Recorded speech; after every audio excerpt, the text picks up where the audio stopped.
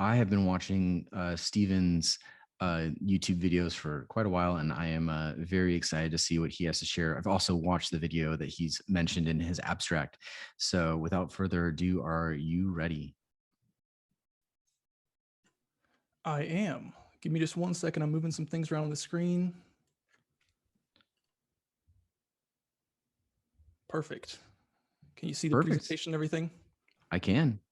Lovely. Take it away.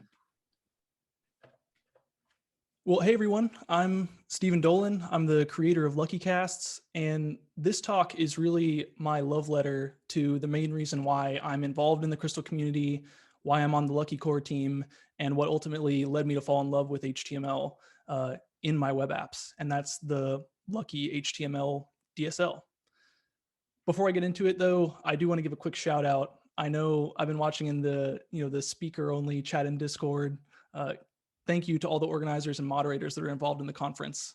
This is actually my first conference talk ever, and it's been a really good experience. I don't have much to compare it to, obviously, but I think they're doing a great job. And make sure you show them some love and appreciation in Discord. So first, a little bit about me. Like I said, I'm on the Lucky Core team since about this time last year. My wife and I, we have a dog named Coda. That's the chunky lady over on the right. And we spent a lot of time, renovating our home that we moved into a couple years back, probably doing things I should hire contractors for that, sometimes end up turning out okay. And I'm also the creator of LuckyCasts. So when I came into the Crystal and Lucky community, I was coming from a Rails and Ruby background, and I have benefited in a huge way from Ryan Bates and Chris Oliver and what they had done with Railscasts and Go Rails. I was looking for the same thing in this new world that I was in trying to learn, and I couldn't find anything. So I decided I was going to build it. And that's been going consistently since, December of last year, basically. So I originally picked Rails. I think it's been 5 or 6 years. I came into Rails at like version 3. And I picked it because I hadn't really used a popular web framework at the time. It was hugely popular, and I was looking for something with a big community, lots of good conventions, and good learning material. And I remember I was diving into the Rails Guides website and looking at these tutorials for models and controllers and routes, stuff I hadn't worked with before, and thinking, this is so great. It's all compartmentalized and I can understand it, and it feels really powerful and elegant and expressive. And then I got to the documentation on views. I had used some PHP and Perl, not in any kind of framework, but just in a kind of a homegrown framework that we were using at work. And so I was really familiar with this kind of syntax, right? You write the HTML tags and you embed the language that you're using. And it felt so strange to me that Rails had the same approach because everything else felt like an upgrade. I was going from no controllers to controllers, from no models to models, but the views stayed exactly the same. But, maybe I just assumed at that time there must not be a better way. This has to be it. However, I did Google for an alternative to ERB. I was thinking, okay, maybe the default that this framework uses isn't the best, and there's a gem out there. And I found Haml as the top result. And I thought to myself, that this has got to be it. This is what I'm looking for. I clicked the link, and no, listen, I'm not going to yuck someone else's yum, right? If this works for you and you love Haml and it's readable and you love writing it and it works for your HTML, then I am so happy for you. But in my brain, this just did not compute either. So back to ERB I went, and I used that happily in Rails for many years. I still use it today. You get used to the syntax and the quirks, and you develop snippets that'll help you speed things up. I mean, I probably have 20 or 30 snippets alone in my ulti-snips in Vim just for writing ERB, not for writing Ruby, but specifically for writing embedded Ruby in my HTML.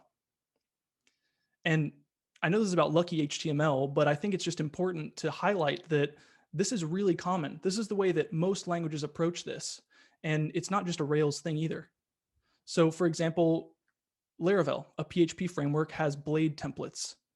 You'll notice that the form is very similar here, right? Instead of the less than % equals to, I've got this mustache style curly brace syntax, and I've got some nice decoration around for each and end for each, but I'm still having to write HTML tags and organize everything in roughly the same way. Here's another one for Elixir and Phoenix.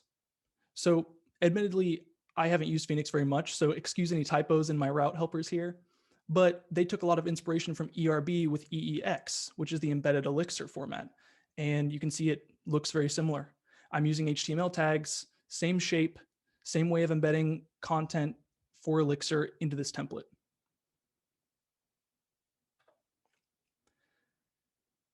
To be clear, Crystal also has the same embedded Crystal capabilities, which is great. I mean, it's a very good thing for a language to have, to embed Crystal in text files or XML, or in this case, HTML.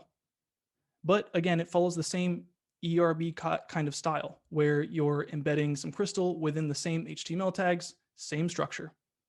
So we've looked at a lot of different languages and some different frameworks and how they handle it. And all I've really done so far is say that something felt off to me and that I wish there was a better way. And I haven't really provided many concrete reasons why those are subpar, other than that lots of people do it that way. I think it boils down to the fact that we're no longer using just the language that we chose when we came into a framework or a language, like Ruby or Crystal or Elixir or PHP.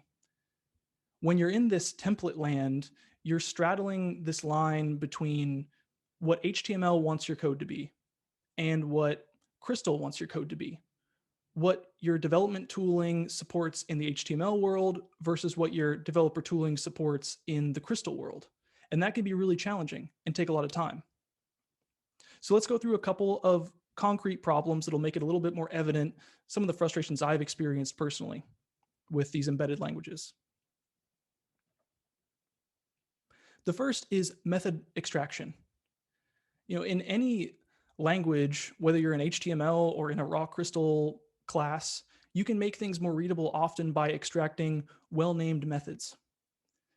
In this case, let's say that I want to pull out the content of this table body into a method so that the code is a little bit easier for people to scan, so that I can compartmentalize functionality. If I wanted to do that, this is again that Rails template, and it provides us with a way to do that. I can call a render helper, and I can pull that content out into a separate file, and I can tell the template, hey, when you get to this part of the file, go render what's in this other file. And I want you to pass it this books instance variable as a partial. I don't really like this. It's not super clean. There's a better way, I think, in what I do in Rails apps and what I've seen people do in other apps, which is something like this. It varies language to language, but basically you're going to iterate over your collection and leave that in this index page where I'm listing out a bunch of books, and I'm going to use this framework helper to render a book. What does that mean? And where is that file located? And what partials get passed? It's a little bit of a mystery. You don't really know unless you know the framework and you've read the documentation. In this case, it's going to render from a file in app/views/books/_book.html.erb. And it's going to pass it that book as a partial variable. So again, this is more readable, and I think this is a nice extraction, but it's still difficult because if I want to know everything that's on a single page, I have to have two files open now. And let's say I extract the headers into another file. Well, now I have to have three files open. And let's say I need to know where that books variable comes from. Well, now I have to have four files open because I need the controller. That leads into our second issue, which is mystery guests. Another reason why I dislike this kind of embedded template is that it's not clear oftentimes which instance variables are defined or what they contain. This example is super straightforward, and it's kind of easy to reason about. I have an instance variable called books. It probably contains a collection of books, and each one of those books is probably a book that I can access methods that a book responds to. But when you have more complex templates with lots of instance variables, sometimes in refactoring, you can leave stragglers behind in your controller after you've removed them from your view. You can hide n+1 queries. There's all kinds of things that can happen that are negative effects of not having great visibility into where all these variables come from. And there are some solutions, right? You can pass everything in as a partial and define at the top of your file. I think I've seen that Shopify does that, or some large user of Rails. And that's great, but difficult for a solopreneur or any kind of small team to use consistently. And there's not really a great way to check or enforce that without a lot of DevOps time to invest in tooling around it. And the last issue is the one that I struggled with the most. It was far above and away the thing I had tried to remedy and just couldn't. I love linters and formatters. They are my favorite because it means I don't have to bike shed with people in PRs about whether I should use a trailing comma in an array or whether I should use one hash syntax or another. And I have my editor configured so that I don't have to think about it there either. It'll auto fix it for me when I save. When you come into ERB or ECR or EEX or any other abbreviations for embedded code, you miss out on a lot of that functionality. Any Ruby people in the audience might know that this Rails 3 example has an older Ruby hash syntax with the confirm and method with the arrow pointing to the value.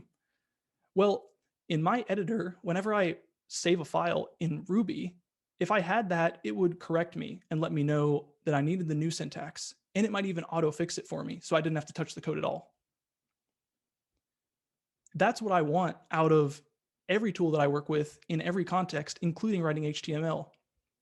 And there are some tools and extensions that help with that. I think Shopify has developed ERB lint, but I could never really get that working or get it where I was happy with it. And additionally, on top of having to do that for the Ruby or Crystal or Elixir code in a file, you also have to work with HTML because we're in that balancing act where HTML knows how it wants to be formatted. HTML needs matching closing tags. So you have to build up this entirely separate set of tooling and development environment systems so that you can make sure that your HTML looks good and that the language you're embedding looks good. And it's difficult to get those things to play nicely together. Okay, so I've admittedly spent quite a bit of time telling you why I dislike embedded code in HTML without really offering the alternative that this talk is all about.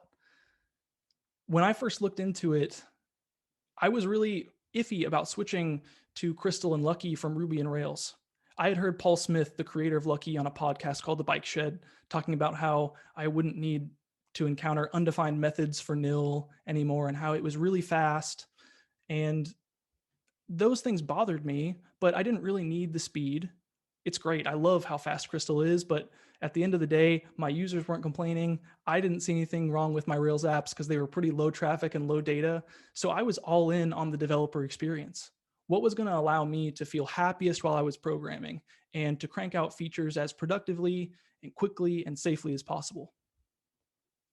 And when it really clicked for me was when I was going through the Lucky guides and writing a little sample app, and I wrote my first page, or at least I generated my first page, and it was a game changer. And I never looked back. I decided then I want to be on the Lucky core team. I want to contribute to this thing. I want to build it. I believe in it.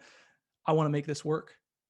So without further ado, let's check out an example of what Lucky HTML allows you to do to write HTML pages.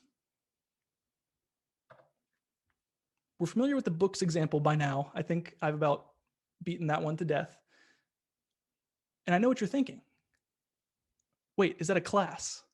Are those methods? What is all this nonsense? Where's my HTML? And that's the beauty of Lucky HTML. There is no HTML. It generates HTML, but I can use classes, I can use methods, I can use blocks, variables, all of these wonderful things that I have to my heart's content. There's not a single less than or greater than sign in sight unless I'm comparing numbers. And note that there aren't any closing tags to worry about because everything is just a method that optionally takes a block. So no more mismatched tags that you don't find out about until it hits production and some styling breaks. But the key question is, does it solve those three problems that I highlighted earlier? Well, spoiler alert, this is a prepared presentation. So if it didn't, this would be a really poor talk. But let's go through them anyways. So problem number one, method extraction. How do you extract a method from a plain Crystal class? You just extract a method. There's no special partial rendering syntax. No components you have to call out to, although Lucky does have components if you need them. Everything lives in the same file. And if you want to extract a method, you just pull the content into a method and then call the method. Content, this content method on line 4, is where the page actually looks to define what it's going to render. So as long as you're calling that method from the content method, it's going to show up. In this case, I pulled my table body out into a nice compartmentalized method. And if I want to know just what the page renders in a quick way, I can do that through scanning this content method. The second problem, mystery guests. Well, this is not quite plain crystal, but it's really close. Lucky HTML has wrapped properties and a little bit more complexity in this needs macro at the top of the page on line 2. With this, I define that I need a variable called books passed in, and that books variable is a books query. In Lucky, that's just a result I get back from the database. So you can think of it as a collection of books. I know that it's not optional because there's no question mark. It just uses Crystal's type system. And I know what it's called.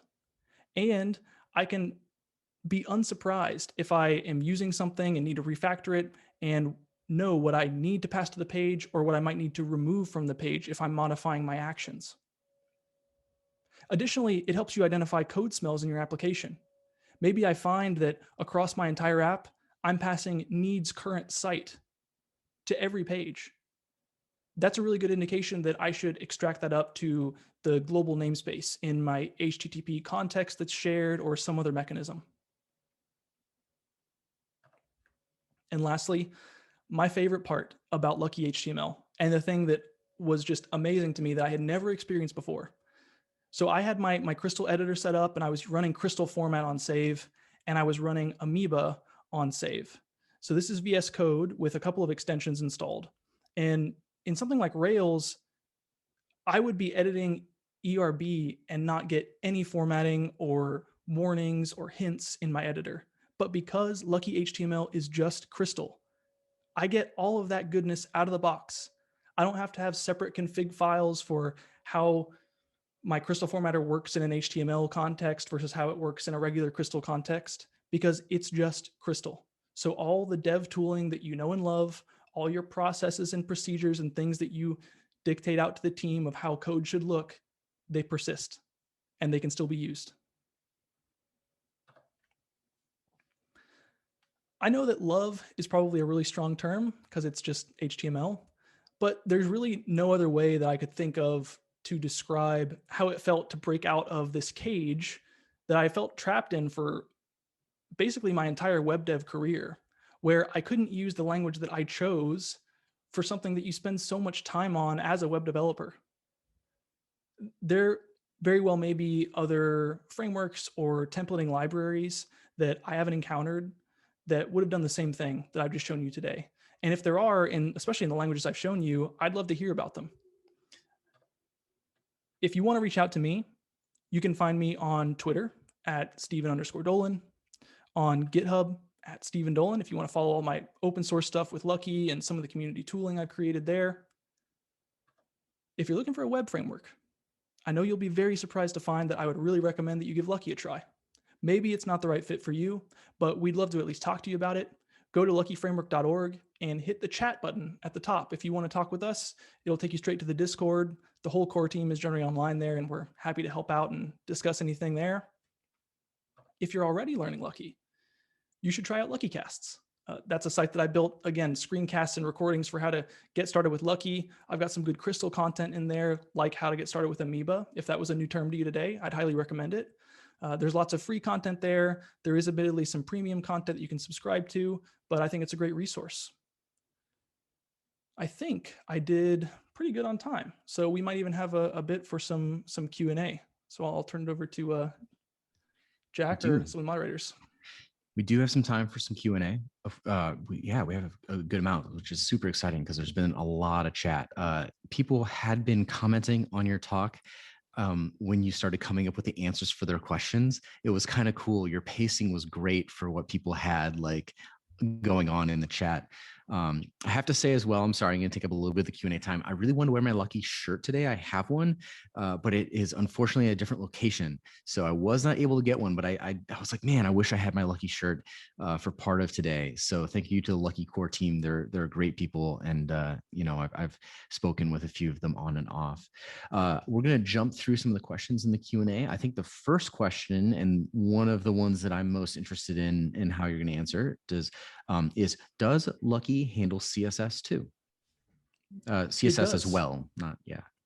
It does Mhm. indeed. So everything is just a macro. So you can pass in a class keyword argument and give it a list of classes, and everything just renders. It's crazy because it works kind of exactly as you'd expect. I think Paul originally wrote this code when he was creating the framework, and it felt so natural to me. There's been very few things I've had to, look up in the references. It's just if you need a div with class, it's div space class colon and then your classes. Awesome. So this is also a really good one. I think I might have to break this up into two. We'll start with does this does this dynamically handle new tags introduced to HTML, or do we have to wait for until Lucky HTML is updated with those new tags? Well, I mean, the tongue-in-cheek answer is the good news is you don't have to wait because you can always open a pull request. But it is just basically an array in a file that defines what valid tags are, and we'd use a macro to iterate through that array and generate all the methods. That said, there's always going to be some tags that you may not have, like custom ones for Vue or Angular or React or things like that. And to support some of those, we just have a tag helper. So you can call tag and give it whatever tag you want, and it's going to insert that in between the less than and greater than signs where you'd normally type an HTML tag. So you got an escape hatch, but I've never encountered one that I didn't have access to. I think we pretty much support the gambit, and lots of folks have been good about submitting PRs to help keep us up to date there too. Yeah, awesome. We're going to jump back up to the top to maybe one of the intro questions. Duke asks, can you explain to us how these view methods render HTML? And I would probably add to this question, is there an online reference that they can go to see these methods and how they compare to HTML? Yeah, that would be probably a bit more than we want to get into here with digging through some source code. We don't really have a great spot on the website that I'm aware of that explains how it all works, but I think that would be something. Jump into the Lucky Discord, and I'm sure that also Jeremy or Paul or someone else who's written more and worked with that more would probably do a great job at answering that better than I could do here. Yeah, I think they're also looking for some comparisons of what HTML would look like in Lucky HTML. Is there an online resource that would show kind of a side by side or a comparison? Oh, yeah, of course. I mean, all of the examples that you find on luckyframework.org are going to use Lucky HTML. We support ECR technically. You can use Kilt, kind of like how Amber supports templating.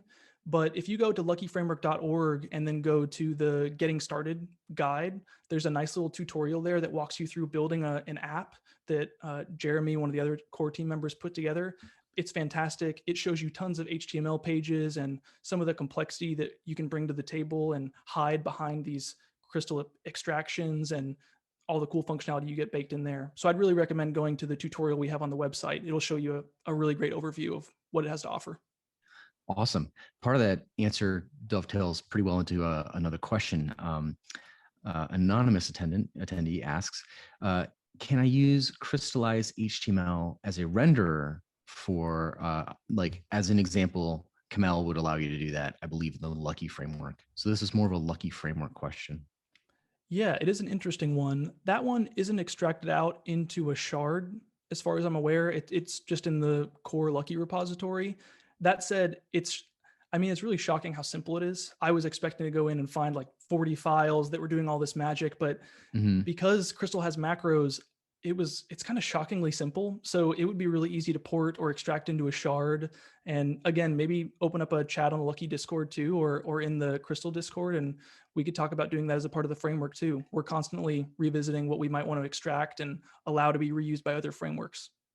Kevin asked a little bit earlier if there was any discussion to extract Lucky HTML. So it sounds like there has not been discussion yet, Kevin, but that there might be. You might want to kick off that discussion. Um, Christian asks, what about custom element support? I thought you might have answered that, but just in case, it seems like there's at least two questions kind of asking about it. So we might want to cover that again. Yeah. So there's this breakout method that you can use just called tag. That's what you would use for like, um, I'm thinking of like some obscure SVG tags that I've used in the past with, when I pull over something from Tailwind UI, for example. Uh, oh, that's something else I should mention. We have an HTML converter. Oh, I actually developed a VS Code hmm. extension called Lucky, which gives you a command called convert to HTML. And you can paste in HTML, highlight it, and it'll call the luckyframework.org service to convert that fully into Lucky HTML. But there's also a converter on the luckyframework.org website. So you can paste in HTML, click a convert button, and get out the Lucky HTML. So if you have custom elements, paste it in there and you'll see exactly how to convert it into the current format. And again, to that earlier point, if there's something that you feel like, oh, that should have a dedicated tag though, this isn't custom, open an issue or a pull request, and we're definitely interested in getting it added. Awesome. Awesome. That's really cool. I didn't realize that I didn't know about that tool. I didn't realize it was advanced enough to recognize all of the custom tags and stuff. That's really cool. I'm going to have to GitHub that later and see how it is written. This is an interesting question. I'm going to try to convey what I think the intent is, which is, are tags context aware? I.e., does it allow all tags everywhere or only where they're valid? I believe this is like nesting divs inside body or things like that, like allowing tags to only be used in scopes where they would be allowed in HTML. Sure, like if I had an LI only allowing me to nest it within a UL or something like that. Mm-hmm. No, not today. Although the nice thing is that because it's just Crystal, there's certainly a way to build that in if you needed that functionality for your dev team. It's a lot easier to detect that kind of thing, I think, here than it would be to write a custom HTML parser that also can read ECR. So Lucky does it in sort of a simple way of you tell me what to render and where to render it, and I'm going to put the tags there to give you those escape hatches in times where you're doing something a little bit unique. But I think it would be possible if you needed to build something like that. That's an incredibly interesting idea. I mean, talking about predictability, kind of being able to bake in some of those rules into HTML with escape hatches, where you could put like a bang at the end or something for I know what I'm doing, it's unsafe. But that's something that you can't really add to ERB. That is, it's just kind of dawning on me how powerful that could be for bringing on junior devs to a project, styling, all these types of things, where you enforce a set of kind of common high level rules that would make it so it's much harder to create kind of invalid pages. Um, yeah, let's see here. We're at 13. We probably have time for really one more good question. Let's go with the how do you, this is one that's more organizational. I think it's kind of interesting. Henry asks, how would you interact with GUI designers that like to have a lot of control over the HTML? Yeah, that's definitely something organizationally that can be a challenge with using something like Lucky HTML. I think that there are two approaches. One is, like you saw in the slides earlier, the syntax is pretty natural in terms of you don't have to know any special Crystal to write a string of classes. And what's even better is because we're using Crystal, if you're using the same class list 20 times, pull that list of strings out into a method. And it allows your designers to give you these nice compartmentalized, almost, especially if you're using a utility framework like Tailwind, you can make components in methods rather than having to actually extract components in something like Vue or React. So option one is they can learn to use Crystal and Lucky HTML. Everyone's playing nicely in the same code base. The reality is, though, that's not going to work for everyone. So I think the alternative would be using that HTML converter or the extension, the Lucky extension VS Code.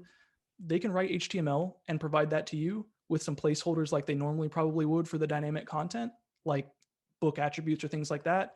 Run it through the converter and then fill in the placeholders with any Crystal code that you need. Awesome. We are going to have to run to our next talk. There are still some great questions in the chat.